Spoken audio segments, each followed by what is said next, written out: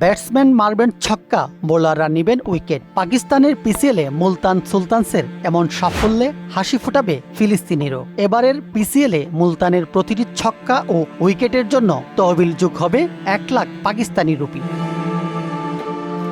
মুলতানের প্রথম ম্যাচেই তহবিলে যোগ হয়েছে 15 লাখ রুপি। টুর্নামেন্টে আরও অন্তত 9টি ম্যাচ খেলবে মুলতান।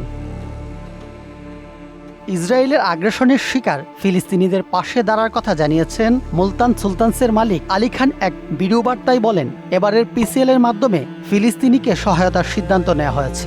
ব্যাটসম্যানদের প্রতি ছক্কায় ফিলিস্তিনি তহবিলে 1 লাখ রুপি দেওয়া হবে, আর বোলারদের প্রতি উইকেটেও 1 লাখ রুপি দেওয়া হবে। এই অর্থটা যাবে বিশেষ করে শিশুদের জন্য।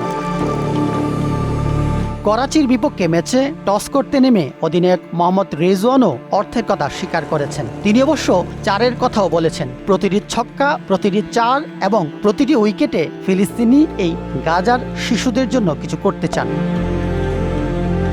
টানা 2 মাসের যুদ্ধবিরতি ভেঙে দিয়ে গেল 18 মার্চ ফিলিস্তিনির গাজায় আবারও হামলা জোরদার করেছে ইসরায়েল বাহিনী।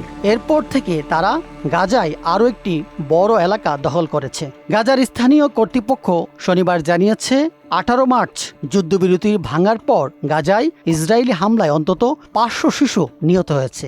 এমন পরিস্থিতিতে বিশ্বের বিভিন্ন প্রান্তে মানুষ গাজা ও ফিলিস্তিনের প্রতি সংহতি প্রকাশ করে আসছেন। মুলতান সুলতানসের প্রতিটি ছক্কা ও উইকেটে 1 লাখ রুপি অনুদান ঘোষণার পর যে ম্যাচটি খেলেছে তাতে ব্যাটসম্যানরা ভালোই অবদান রেখেছে। করাচির বিপক্ষে প্রথম ম্যাচে 3 উইকেটে 234 রান তোলে মুলতান। এই ইনিংসে ছক্কা হয়েছে মোট 8টি, 4 23টি। সবচেয়ে বেশি 5টি ছক্কা ও 9টি 4 মেরেছে অধিনায়ক রেজওয়ান। অবশ্য অধিনায়কের 63 বলে 105 রানের ইনিংসের পরও ম্যাচ জিততে পারেনি মুলতান। করাচি 6 উইকেট হারিয়ে ম্যাচ জিতে নিয়েছে।